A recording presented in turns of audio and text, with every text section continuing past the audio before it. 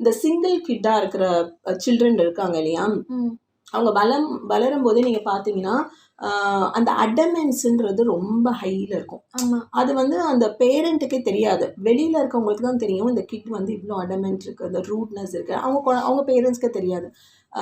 அந்த மாதிரி ஒரு அடமென்ஸ் நேச்சர் தான் மெஜாரிட்டியாக அவங்களோட எமோஷனில் இருக்கும்போது தான் நினச்சதை செய்வோம் அப்படின்றது வரும். பட் இப்போ வந்து ஒரு ஸ்மோக்கிங் வந்து நமக்கு ஒரு ரிலாக்ஸேஷன் கொடுக்குதுன்னா பாடி ஹெல்த் சயின்ஸில் எல்லாரும் சொல்லி தானே 10th வரும்போது எல்லாருக்கும் தெரிஞ்சிடும் எதெல்லாம் ராங் ஹேபிட்ஸ் பண்ணால் நம்ம ஹெல்த் போயிடும்னு எல்லா குழந்தைக்கும் தெரியும் இல்லையா.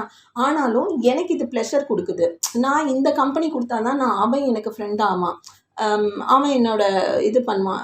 சில பேரால் அஃபோர்டபிலிட்டி இல்லைனாலும் கொஞ்சம் ஹை ஸ்டேட்டஸில் இருக்க பசங்க நான் உனக்கு ஸ்பெண்ட் பண்ணுறேன், எனக்கு நீ கம்பெனி கொடு அப்படின்னும் போது இவன் ப்ரே ஆகுறாங்க, இவளோ சொல்கிறேன். ஏன்னா இப்போ தான் வந்து ஜென்ரேஷனே வந்து நோ பார், ஏன்னா பொண்ணும் பைக் ஓட்டணும்னு ஆசைப்படுது, பண்ணுறாங்க, பைலட் ஆகுறாங்க, எல்லாத்துலேயுமே இருக்கும்போது ஸோ ஈக்குவல் டு ஜென்ஸ் அவங்களும் இதில் போகிறாங்க. ஆனால் இவங்க எப்படி டிசைட் பண்ணுறாங்க இவங்க லைஃப்னா, என்னால் என்னோடய பேரண்ட்ஸ்கிட்டையும் சஃபிஷியன்ட் மணி இருக்கிற ஒரு கேட்டகரியும் இருக்குது, அதுவும் அப்படி டிசைட் பண்ணும். நான் இப்போ ஏர்னும் பண்ணுறேன், ஸோ நான் ஹாப்பியாக இருக்கிறேன், நீ இருக்கிற வரைக்கும். லைஃப் இஸ் ஒன்ஸ், அந்த வேர்டு ஒன்று சொல்லுவாங்க தெரியுமா, த லைஃப் இஸ் ஷார்ட். இதெல்லாம் வந்து அந்த காலத்தில் பேச மாட்டாங்க. வாழ்கிறது வந்து 100 வருஷம் வாழணும், ஆரோக்கியமாக வாழணும்.